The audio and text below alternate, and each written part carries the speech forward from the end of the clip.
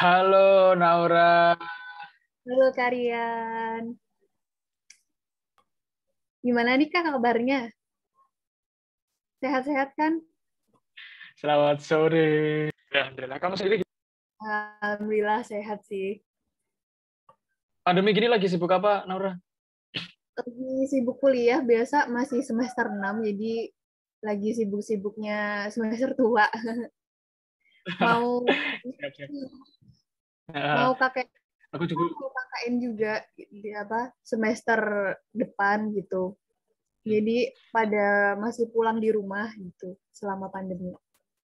iya semester-semester ini ya, yang apa mulai hektik gitu ya.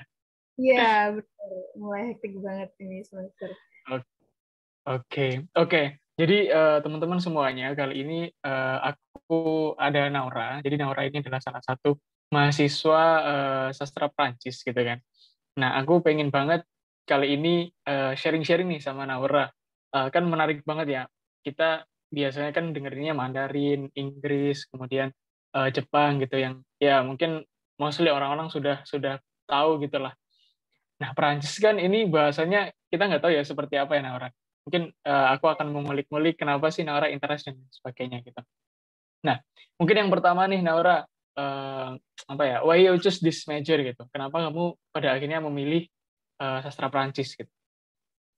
Ya, pertama eh, aku kan mikir ya, kalau orang Indonesia saat ini tuh sudah banyak sekali yang bisa bahasa Inggris.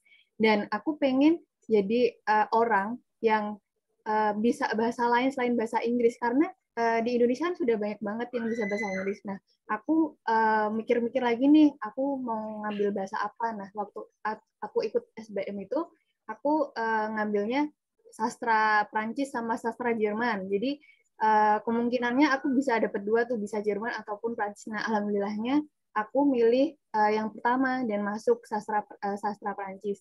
Nah, aku mikir karena aku milih bahasa Prancis, kenapa sih? Karena bahasa Prancis itu kan bahasa internasional kedua setelah bahasa Inggris ya, dan itu paling banyak digunakan oleh penutur di dunia, ada sekitar 220 jutanya ini setelah bahasa Inggris.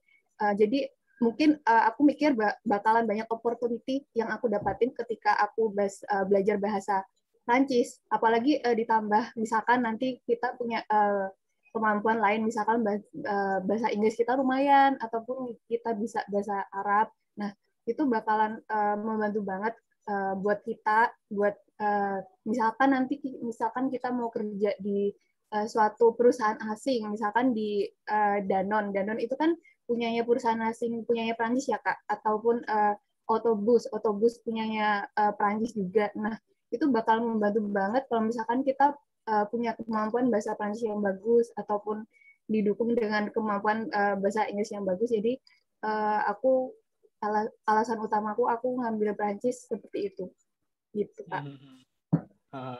Eh, Berarti kamu pengen banget apa ya menguasai bahasa lain selain bahasa Inggris gitu kan? Yang Iya, artinya nanti kamu bisa lebih mudah untuk reaching apa ya mencari pekerjaan gitu kan? Nah, iya. terus yang dipelajari sendiri tuh apa aja nih Naura di sastra Prancis? Eh, seperti eh, mungkin jurusan sastra seperti yang lainnya ya. Kalau misalkan di sastra Prancis selain kita belajar bahasa, kita belajar juga seperti kebudayaannya. Jadi kita belajar tentang sejarahnya, sejarah negara Prancis seperti apa secara global gitu. Tapi kita juga diajarkan tentang bagaimana kehidupan sastranya. Misalkan kita membahas seperti puisi, membahas seperti Ya. novel, film-filmnya seperti itu. Dan yang paling penting itu di sastra ini kita memang dikhususkan untuk apa belajar tentang bahasa Prancis ini kan secara umum. Jadi seperti empat kemampuan bahasa seperti membaca, menulis, dan lain sebagainya. Jadi apa namanya Kak? Jadi di jurusan ini kita tuh benar-benar belajar banyak gitu, nggak cuma bahasa tapi sejarahnya kayak gitu. Terus kayak misalkan negara-negaranya, kebudayaan-kebudayaannya seperti itu Kak. Mhm. Nah, seperti yang ku mention tadi di awal ya, Naura kan ini apa ya, bahasanya tuh apa ya, maksudku bukan bahasa ibu lah gitu, bahasa Prancis yang maksudnya banyak orang yang mungkin belum tahu gitu kan. Nah, apa sih kesulitan belajar di sastra Prancis itu, Naura, selain mungkin apa ya, masih baru gitu? Kesulitannya mungkin lebih ke pronunciation-nya ya. Soalnya kalau di Prancis itu cara tulisan dengan pengucapannya itu berbeda sekali. Jadi mungkin nanti kalau saran saya mungkin ada adik-adik yang baru masuk ke sastra Prancis sebelum mulai perkuliahan itu saya sarankan untuk belajar sedikit-sedikit dulu. Itu bisa lewat YouTube ataupun lewat website cara pronunciation-nya gimana, karena nanti kalau misalkan kita sudah masuk kuliah kita nggak bakal diajarin pelan-pelan oleh dosen ya Kak. Jadi kita harus yang proaktif sendiri. Kayak cara pronunciation-nya seperti apa, vocabulary dasarnya seperti apa. Karena memang untuk di tempat kuliah sendiri kita memang harus benar-benar belajar mandiri Kak kayak gitu. Jadi saran saya untuk pembelajar baru kita harus belajar tentang pronunciation-nya terlebih dahulu, apalagi dasar-dasarnya seperti itu. Nah, kalau kamu sendiri selama 6 semester nih, Ya, gimana cara kamu mengatasi kesulitan-kesulitan itu, Naura? Maksudnya kamu belajar, kamu mencari native, terus apa praktik langsung, atau mungkin kamu nonton film atau seperti apa? ya.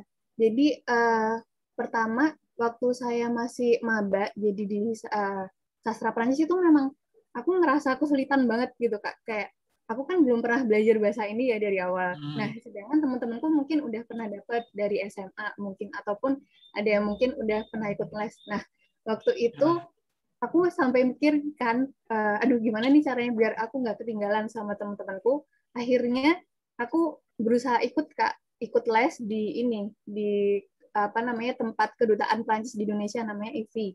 IFI itu Oh, oke. singkatnya Institut Francais Indonesia. Nah, jadi itu sesuatu tempat yang diwadahi oleh apa namanya kedutaan Prancis buat orang-orang Indonesia yang buat belajar bahasa Prancis. Nah, aku Hmm. belajar di situ. Jadi waktu itu aku belajar cuman level A1 doang sebagai dasarnya gitu supaya aku nggak ketinggalan sama teman-teman aku. Terus selain itu, aku alhamdulillah waktu itu dapat teman. Jadi ada temanku dari anak UGM, dia itu mahasiswa Prancis, mahasiswa asli Prancis yang belajar di UGM. Waktu itu jadi kita bikin komunitas belajar bareng-bareng.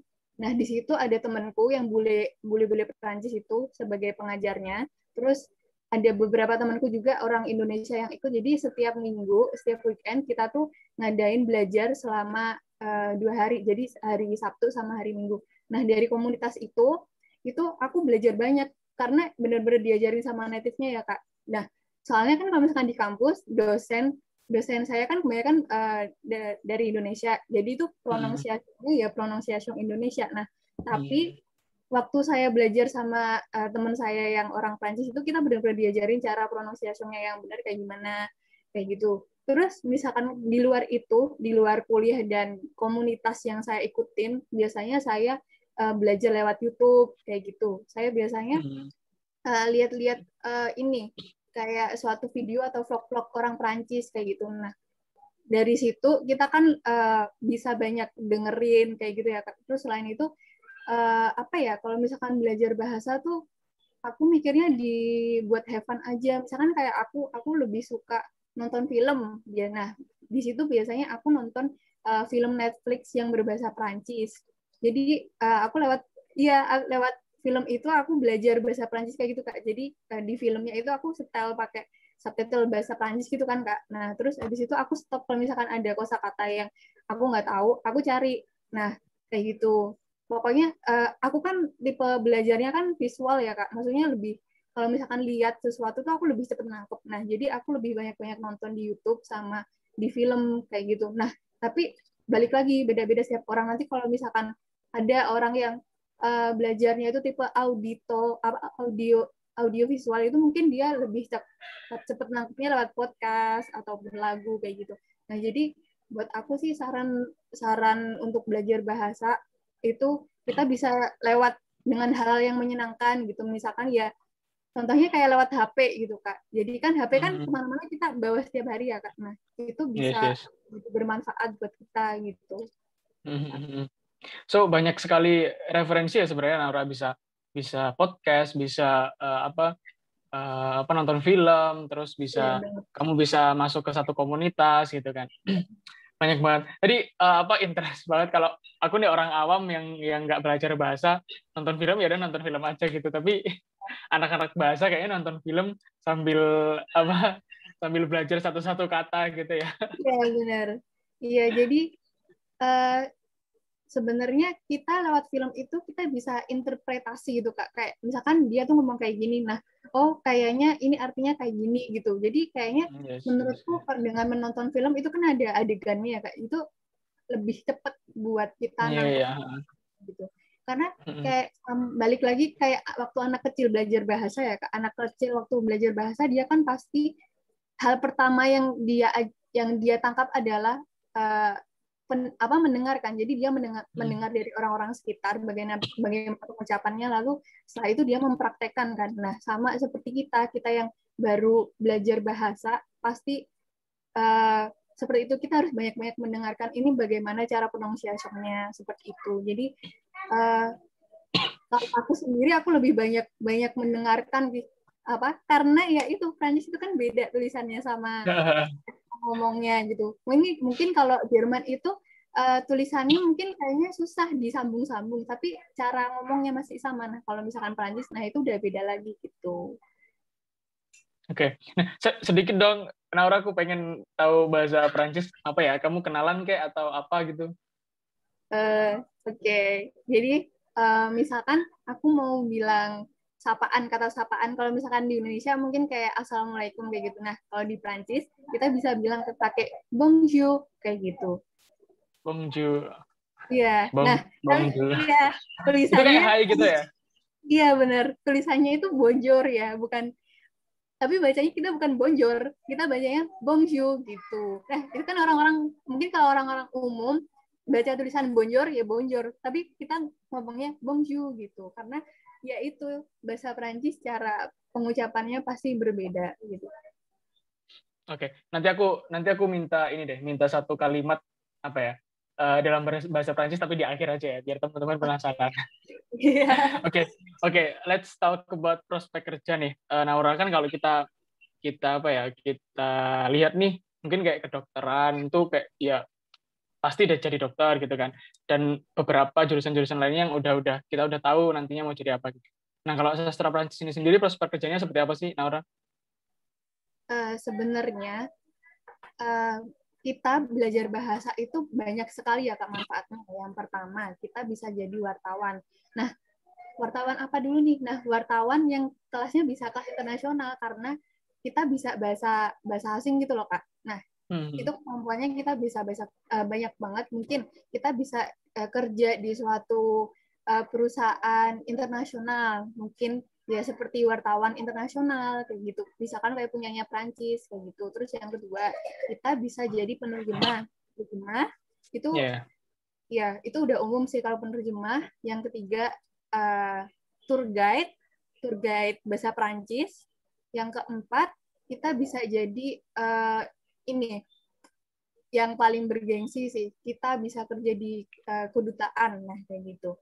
Jadi biasanya kedutaan asing itu banyak mengambil orang-orang yang lulusan sastra, apalagi orang-orang yang pintar berbahasa asing selain bahasa Inggris kayak gitu. Misalkan minimal dia bisa 3 bahasa asing. Nah, itu apa namanya? Kesempatannya sangat besar sekali untuk bisa kerja di kedutaan seperti itu.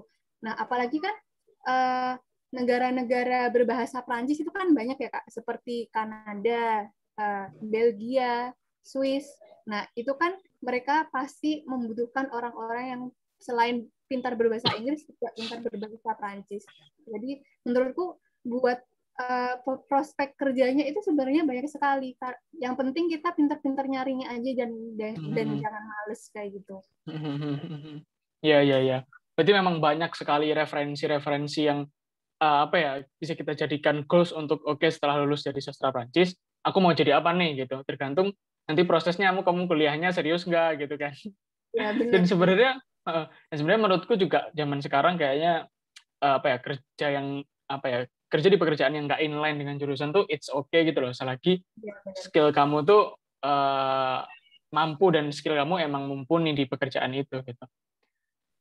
Oke, Naura. Nah, kalau di kampus jurusanmu sendiri nih, eh, orang-orangnya seperti apa sih? Maksudku gini, mahasiswa-mahasiswanya support nggak, kan ini bahasa cukup tidak common ya, nggak kayak yang bahasa Inggris gitu kan. Masa dalam proses pembelajarannya nih kamu mungkin ada kayak grouping sendiri, atau mungkin yang apa ya, atau mungkin ke saat ngerjain tugas nih kamu bisa bisa bareng-bareng sama teman-temanmu, atau mungkin yang kalau waktu speaking practice, ayo kita saling saling apa ya, saling bantu gitu-gitu. Nah, kayak gimana sih kehidupan mahasiswa sosialnya tuh? Hmm, di di kampusku kan orang-orangnya macam-macam banget ya Kak. Maksudnya dari berbagai daerah. Nah, tapi alhamdulillahnya aku dapat suatu lingkungan yang baik banget. Jadi karena mungkin anak-anak kelasku juga masih banyak yang baru belajar bahasa, di situ kita saling bantu membantu. Jadi misalkan kita mau ada ujian praktik ngomong nih sama dosen, apalagi nanti kalau dosennya killer gitu ya. Nah, jadi sebelum ujian itu biasanya kita latihan dulu Kak sama teman-teman kayak gitu. Kayak kita yang ngomong, terus teman-teman yang ngoreksi, ataupun misalkan nanti kalau kita mau ada ujian menulis, nah itu teman-teman kita yang mungkin lebih pinter grammarnya ataupun cara penulisannya, itu nanti mereka bakalan bantu kita gitu. Jadi menurutku lingkungan di tempatku tuh suportif banget orang-orangnya. Kita saling bantu-membantu gitu buat uh, satu sama lain kayak gitu. Gitu, Kak. Berarti don't worry ya, ini buat teman-teman yang pengen masuk ke sastra Prancis, eh, anak-anaknya oke-oke lah, bisa support lah gitu. Uh, Nah, nah kalau di kampusmu sendiri nih, Naura, itu ada ini nggak kayak apa ya, program khusus atau mungkin kegiatan khusus gitu yang isinya anak-anak mahasiswa sastra Prancis yang memang ya acaranya khusus untuk mahasiswa sastra Prancis gitu, atau mungkin apa ya, atau mungkin program khusus yang untuk improving skill berbahasa Prancis gitu. Jadi di kampusku ada, itu namanya HIPER. HIPER itu Himpunan Mahasiswa Prancis. Itu punyanya UNY, jadi khusus buat HIPER. Nah, himpunan itu isinya mewadahi apa namanya, komunitas orang-orang Prancis gitu kan Kak. Maksudnya kita sendiri sebagai mahasiswa Prancis untuk berkembang. Nah, dan mereka tuh juga punya kegiatan gitu Kak. Jadi misalkan bulan ini mereka ngadain dramanya tapi khusus bahasa Prancis, ataupun mereka biasanya menjalin kerjasama sama komunitas-komunitas Prancis lain, misalkan punyanya UNESA kayak seperti itu, ataupun mungkin seperti punyanya anak UGM, maksudnya sastra Prancis dari UGM kayak gitu. Tapi juga pernah sih komunitas ini di kampusku tuh dia menjalin kerjasama sama Universitas Prancis. Jadi sama mahasiswa Universitas Prancis waktu sebelum pandemi. Jadi mereka ngadain kayak ada suatu konser musik. Jadi seperti opera klasik penyanyi Eropa. Nah, yang jadi tamunya itu ini Pak, mahasiswa dari asing, apa, jadi mahasiswa Universitas Politer Prancis kayak gitu. Jadi mereka waktu itu ngadain opera bareng, main opera bareng di kampusku. Nah, mereka yang orang-orang Prancis itu uh, apa namanya, memainkan alat musik yang khusus, maksudnya yang mereka mereka mainkan biasa di apa di opera. Nah, sedangkan yang dari kampusku sendiri itu mereka mainkan kayak seperti ada gamelannya, gabungan gamelan, angklung. Jadi kayak di kampusku uh, itu macam-macam sih. Kalau misalkan ada selain bahasa Prancis itu kan ada Jerman juga ya Kak, ada Jerman, ada jurusan lain. Nah, biasanya itu ada suatu wadah organisasi juga yang buat mewadahi mereka buat tampil gitu, kayak misalkan untuk bermain teatrikal, musikal, ataupun dan sebagainya. Nah, terus kita lanjut lagi ya Kak, ke tadi organisasiku. Nah, itu kan baru lingkup kecil, maksudnya baru lingkup di universitas. Itu kalau di seluruh Indonesia itu ada namanya IMASPI. Jadi IMASPI itu kayak organisasi seluruh mahasiswa bahasa Perancis di seluruh Indonesia. Nah, biasanya IMASP itu ngadain suatu kayak rapat tahunan buat perwakilan-perwakilan mahasiswa Perancis gitu untuk apa namanya, seperti mereka tuh ngadain apa ya, kayak suatu acara kayak misalkan untuk lomba berbahasa Perancis gitu Kak. Jadi kayak misalkan membaca puisi, teatrikal, ataupun sharing-sharing pengalaman kayak gitu. Nah, jadi apa ya, alhamdulillahnya sih di sastra Prancis itu banyak sekali kayak apa namanya organisasi yang mewadahi gitu. Nah, kalau misalkan kita mau ikut atau enggaknya itu terserah kitanya gitu Kak. Jadi emang ini sih kita harus apa namanya, pinter-pinter cari peluang gitu buat partisipasi aktif gitu. Jadi apa ya, nggak jauh-jauh dari seni ya kalau di Jogja tuh Iya, Naura. Kayak kita benar-benar. belajarnya drama gitu kan. Iya, Nah, benar. Ya. kalau di UNU sendiri tuh ini nggak, maksudnya sastra Prancis tuh diminatin nggak? Maksudnya banyak peminatnya atau peluangnya besar banget untuk teman-teman mungkin yang sekarang pengen masuk ke sastra Prancis?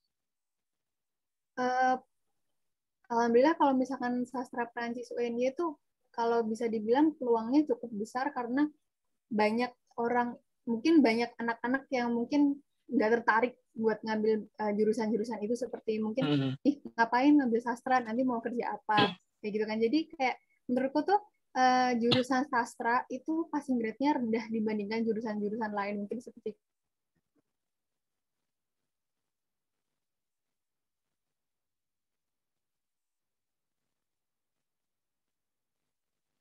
Aduh, Naura, sepertinya sinyal Naura sedang tidak bagus. Halo, halo Naura. Halo, halo Naura. Iya, jadi sambil nunggu Naura, teman-teman, jadi Naura ini adalah mahasiswa sastra Prancis dari Universitas Negeri Jakarta gitu. Makanya sekarang aku pengen banget nih apa sharing gitu kan mengenai gimana sih kehidupan seorang mahasiswa sastra Prancis gitu, supaya teman-teman yang sekarang pengen masuk ke sana tuh bisa apa ya, bisa mendapatkan insight atau referensi gitulah dari Naura ini yang memang sudah menjadi mahasiswa di sana gitu. Oke. oke.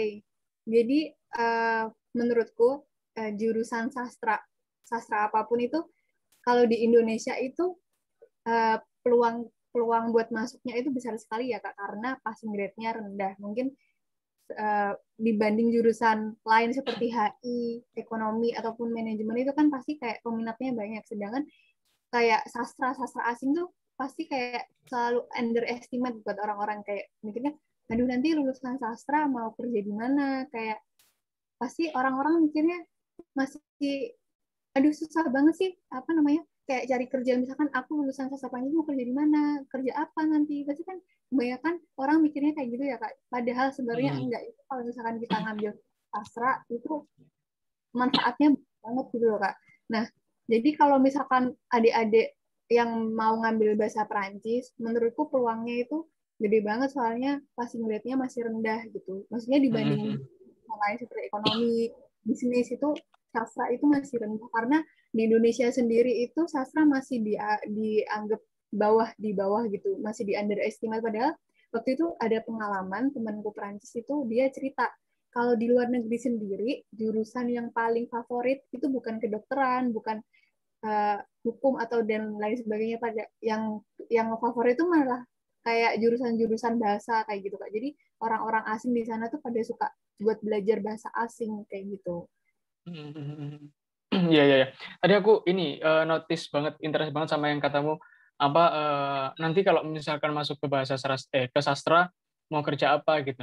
Ada satu statement yang aku ini ulang-ulangi lagi ya, maksudnya aku pengen pengen pengen apa ya, pengen ngasih tahu aja ke teman-teman yang mungkin sekarang masih SMA bahwa setiap jurusan yang ada di Indonesia atau dimanapun nih, di setiap universitas atau perguruan tinggi di dunia itu pasti punya prospek kerja gitu. Nggak Iya. mungkin nggak mungkin jurusan itu diadakan kalau nggak ada kebutuhan pekerjaan gitu kan. Iya. Jadi kayak ya semua jurusan tuh pasti ada prospek kerjanya gitu, tergantung nanti kamu bisa survive apa nggak di jurusan itu dan goalsmu kayak gimana gitu kan. So sebenarnya ya apa ya, jurusan tuh tinggal kamu passionnya apa, terus kamu pilih aja gitu. Karena prospek kerja itu akan mengikuti skillmu nanti gitu kan. Iya, Itu sih. iya benar. Karena di Indonesia itu masih apa ya Kak? Kalau menurut itu mengagung-agungkan kayak misalkan kamu harus jadi PNS, pasti kamu kan udah jadi PNS, kamu udah Iya, sukses, atau kamu harus jadi ya, ya, dokter. ya. Padahal sebenarnya untuk sukses itu ada banyak cara kayak gitu. Kan kita memaksimalkan potensi. Nah, misalkan kayak aku lebih interest ke ilmu linguistik, jadi aku mencoba buat masuk sastra dan alhamdulillahnya masuk, dan aku berharap nanti misalkan setelah lulus dari perguruan tinggi, ilmuku ini bakalan bermanfaat gitu buat banyak orang, seperti itu kan Kak. Iya. Iya, iya, iya. Ini setuju banget sih, Naura. Apa ya? Sebenarnya oke lah, PNS bagus banget gitu. Bahkan kita tetap butuh gitu kan. Iya. Poinnya sebenarnya pada diri kita sih. Maksudnya kita explore aja diri kita gitu loh. Maksudnya kalau emang your apa ya, passionmu di mungkin bidang yang kamu, oke, aku kayaknya jadi PNS aja deh gitu.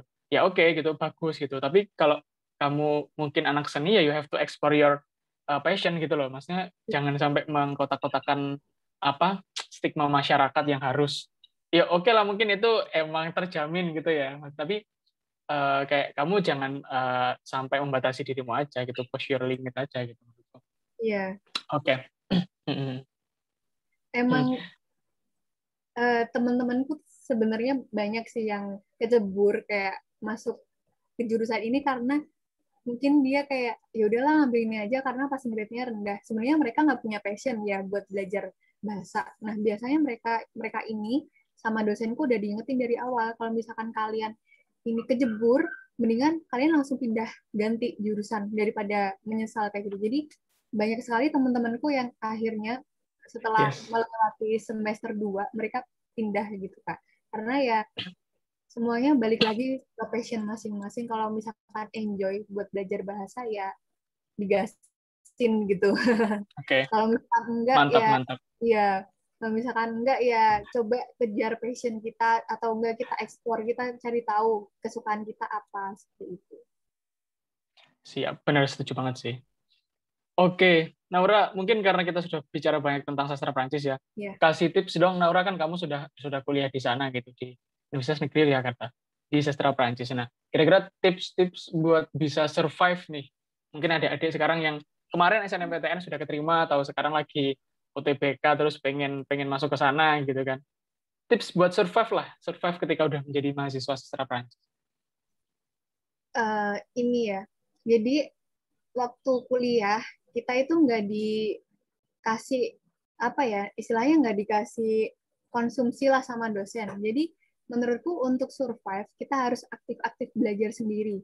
Karena dosen nggak bakal ngajarin kita dari awal ataupun dari dasar pelan-pelan ya Kak. Jadi kita harus proaktif sendiri buat belajar. Misalkan kita belajar pronunciation-nya, cara membacanya. Nah, itu kita harus belajar sendiri, ataupun vocabulary-nya. Nah, kalau misalkan kita nggak belajar sendiri di rumah, waktu kita masuk ke perkuliahan, kita bakalan ketinggalan dan nggak ngerti ini maksudnya yang dijelasin dosennya apa, ataupun misalkan saat kita mau membahas suatu textbook, kalau misalkan kita nggak ngerti artinya itu bakalan susah banget, karena di situ dosen benar-benar nggak ngasih tahu ini artinya apa, ini artinya apa. Jadi buat survive, saranku kita harus banyak-banyak belajar sendiri di luar jam perkuliahan. Ya seperti itu contohnya, kayak aku waktu itu aku berusaha ikut les di kedutaan Prancis, ataupun aku ikut komunitas bahasa Prancis kecil-kecilan waktu weekend kayak gitu. Kalau enggak, aku di waktu senggang aku nonton film, dengerin podcast, terus dengerin lagu-lagu. Jadi ya buat survive, kayaknya di semua jurusan apapun kita harus banyak-banyak belajar sendiri, gitu kan Kak? Yes, yes, yes. Harus Bener sih. ya Jangan mempersempit belajarmu hanya di lingkungan kampus saja harus gitu. banyak belajar sendiri, You have ataupun to explore ya, apa ya link. ya yang penting jangan males aja sih, karena kalau misalkan kita udah males buat belajar, nanti kita buat ngikutin perkuliahannya bakalan susah kayak gitu, bakalan sekali. Iya, iya. Setuju banget sih. Setuju banget. Malas itu adalah penyakit paling paling tidak boleh kita biarkan. Iya benar. apalagi kan kalau misalkan kayak aku nih ya jurusan bahasa ya Kak. Kalau misalkan bahasa itu kan paketan, jadi bukan kayak jurusan lain. Kalau misalkan ekonomi mungkin mereka bisa ngambil SKS cepet gitu loh Kak. Kalau misalkan ini udah selesai mereka langsung bisa Hmm. naik ke semester atas. Kalau misalkan sastra itu nggak bisa Kak. Jadi kita paketan, kita harus nguasain ini dari dasar dulu. Kalau misalkan dari dasar kita udah lolos, baru kita ke tingkat atasnya. Nah, kalau misalkan kita Hmm. nggak bisa ngikutin itu ya udah soal gitu. Iya, Ya kan? iya, iya. Step gitu ya berarti ya. Oke, oke. Ya, harus step by step gitu. Ya Hmm. ya karena bahasa itu kan ada tingkatannya ya Kak. Kayak misalkan contohnya Prancis itu tingkatnya paling dasar A1, terus naik lagi A2, terus habis itu B1, B2, terus C1. Nah, C1 itu yang udah paling advance banget lah kalau istilahnya di bahasa Inggris kayak gitu. Biasanya buat Hmm. orang-orang yang mau ngambil studi di negara-negara berbahasa Prancis, biasanya mereka disarankan untuk menguasai minimal C1 seperti itu. Mantap.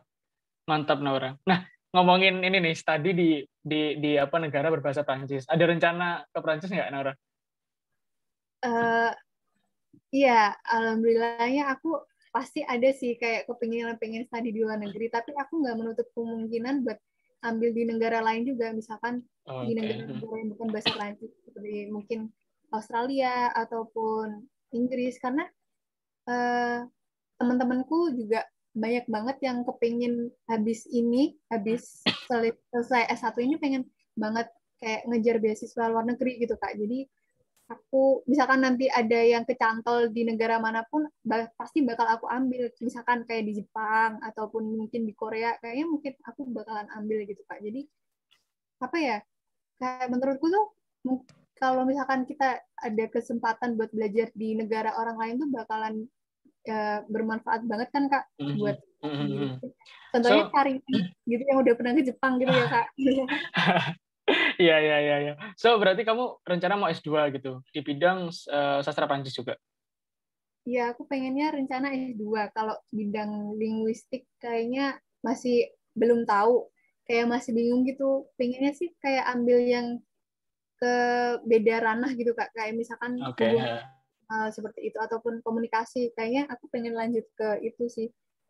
Tapi kalau misalnya pun nanti dikasih apa kesempatan buat studi S2 linguistik pun juga aku bakalan ambil. Kalau misalkan dikasih kesempatan kerja juga, aku juga bakalan ambil gitu Kak. Jadi Mantap. eh, ambil aja buat pengalaman seperti itu. Yes, yes, yes, benar-benar. Oke, Naura, mungkin ini buat penutup ya. Aku juga apa tanyakan ke teman-teman yang aku undang lainnya gitu. Ini di luar sastra Prancis. Kita sebagai seorang pemuda Indonesia gitu. Kamu Iya. coba Naura give us some advice nih sebagai seorang pemuda Indonesia, mungkin satu kalimat ya, atau ya mungkin oke lah, pokoknya advice gitulah buat kita gitu. Sebagai seorang pemuda tuh harusnya gimana sih gitu. Dan kasih sedikit bahasa Prancis dalamnya. Eh, apa ya? Eh, aku ambil dari kata-katanya pepatahnya Napoleon mungkin ya Kak, Napoleon Yes. Bonaparte. Jadi kayak semua orang udah tahu kehebatannya dia seperti apa, Napoleon Bonaparte. Yeah. Jadi, waktu itu dia itu bilang seperti ini, kalau misalkan saya nggak bisa naklukin daerah jajahannya saya, mungkin lebih baik saya mati. Jadi dia waktu itu bilang seperti ini kayak apa ya kata-katanya tuh intinya selamor, selamor tuh artinya lebih baik saya mati seperti itu kan Kak. Nah, Mhm.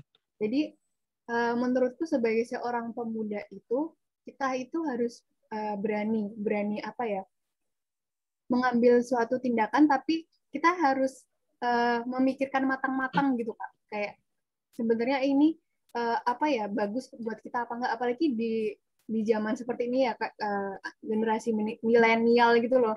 Kita tuh buat menyaring sesuatu itu kayaknya gampang-gampang susah ya Kak, karena Yes, yes.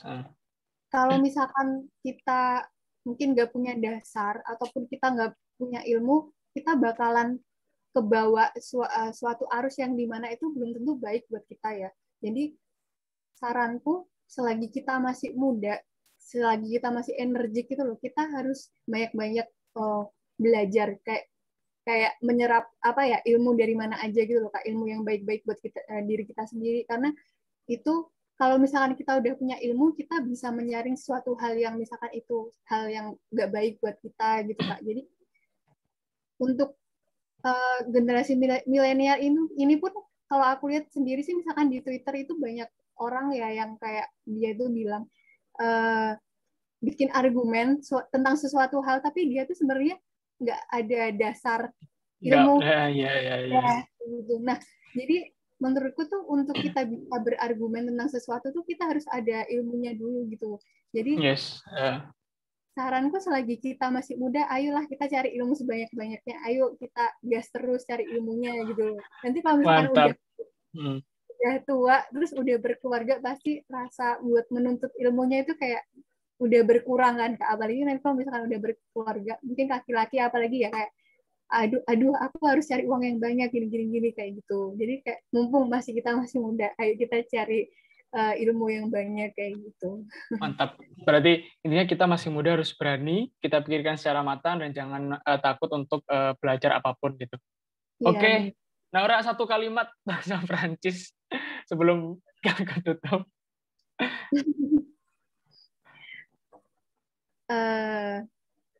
Apa ya? Jadi aku bilang merci pour le monsieur Trian. Jadi aku intinya bilang terima kasih untuk Kak Trian karena udah ngajak aku sharing-sharing, apalagi ngabuburit sebelum buka puasa. Aku makasih banget. Mantap, mantap. Ya udah aku Mantap, makasih mantap, banget. mantap. Karena kalau misalkan apa ya biasanya di jam-jam gabut kayak gini kan, apalagi nih weekend ya Kak, aku libur kuliah, aku nggak tahu mau ngapain selain ngerjain tugas. Mungkin aku jenuh kali ya. Dan kalian udah ngejel aku buat sharing, jadi aku makasih banget karena apa ya, aku bisa ngisi waktuku dengan hal bermanfaat gitu Kak. Oke, Naura, jadi itu tadi ya, apa namanya, advice darimu bahwa kita harus menjadi seorang pemuda yang berani gitu kan ya. Jangan sampai kita apa takut gitu untuk memulai atau belajar sesuatu yang baru. Nah, mungkin dari Naura ada satu yang mau ditambahin lagi nggak? Ya, jadi sekarang kita kan hidup di zaman namanya kita itu sebagai selain milenial kita tuh kan juga generasi sandwich ya Kak. Dan sekarang itu apa-apa semua udah terhubung gitu Kak. Jadi kayak misalkan sekarang itu kita mau kerja di mana aja ataupun mau belajar di mana aja itu peluangnya besar. Jadi saranku buat teman-teman jangan takut buat belajar bahasa apalagi bahasa asing. Karena kalau misalkan kita ada kemampuan buat berbahasa asing itu manfaatnya banyak sekali apalagi di zaman digital seperti sekarang ini itu bakalan membantu kita buat belajar bahasa banget gitu. Maksudnya membantu kehidupan kita juga. Nah, kan karena kita saat berkomunikasi dengan orang, kita itu kan butuh bahasa ya, Kak. Jadi saranku buat teman-teman jangan takut buat belajar bahasa gitu. Kalau misalkan nanti ngeluh susah itu ya ada itu tantangannya buat belajar gitu. Jadi semangat buat teman-teman yang buat apa namanya saat ini lagi sedang belajar bahasa ataupun sedang apa apapun itu yang misalkan kalian sedang lakukan itu semangat yang penting dijalanin dengan passion dan apa ya mungkin kalau misalkan kalian menemui sesuatu rintangan itu ya dihadepin gitu seperti itu. Dan setuju banget sih. Dan menurutku belajar bahasa itu tidak terbatas umur ya, Naura. Kita bisa Iya, belajar dari iya, titik manapun. iya bener. Dan aku boleh cerita pengalaman sedikit nggak Kak? Jadi waktu itu kan aku pernah Hmm. les di kedutaan Prancis yang aku sebutin tadi. Kalau di Jerman itu kan namanya Gute, kalau di Prancis namanya IFI.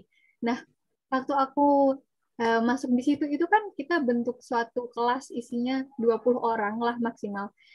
Dan di situ aku ternyata aku paling kecil Kak. Dan yang lainnya itu ternyata udah pada gede-gede semua kayak yang iya jadi kayak ada kakek-kakek umur udah 70-an dia masih semangat buat ikut itu.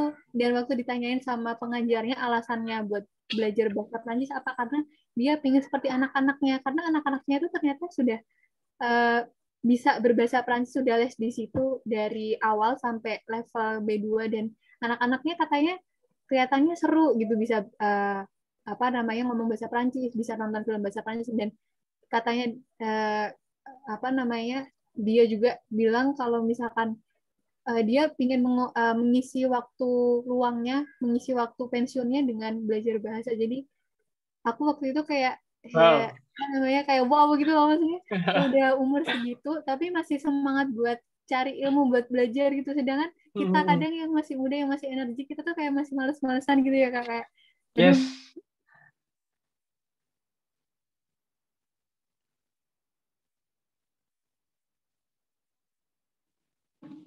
Tika.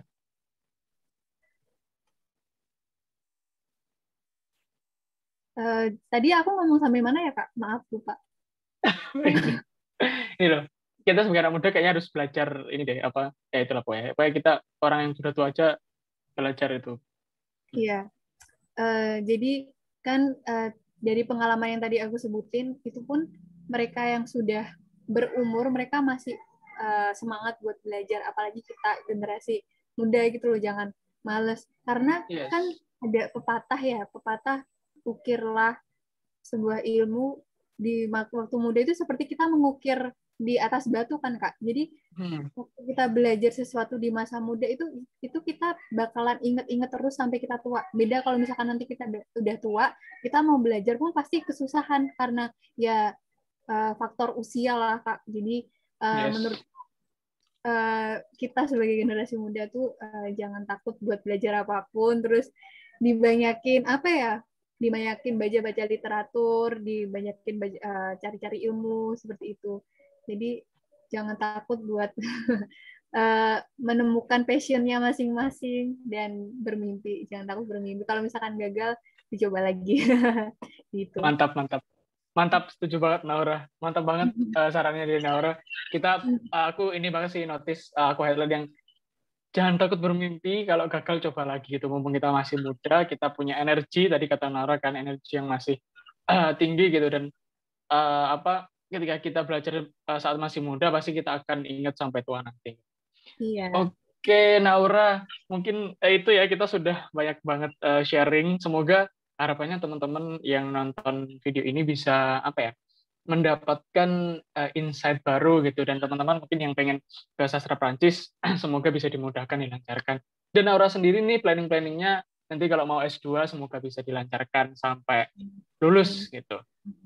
Oke, Naura, terima kasih, thank you banget sudah mau sharing, berbagi. Sorry kalau misalkan apa ya, mengganggu waktu Naura di Iya. ngabuburit ini gitu.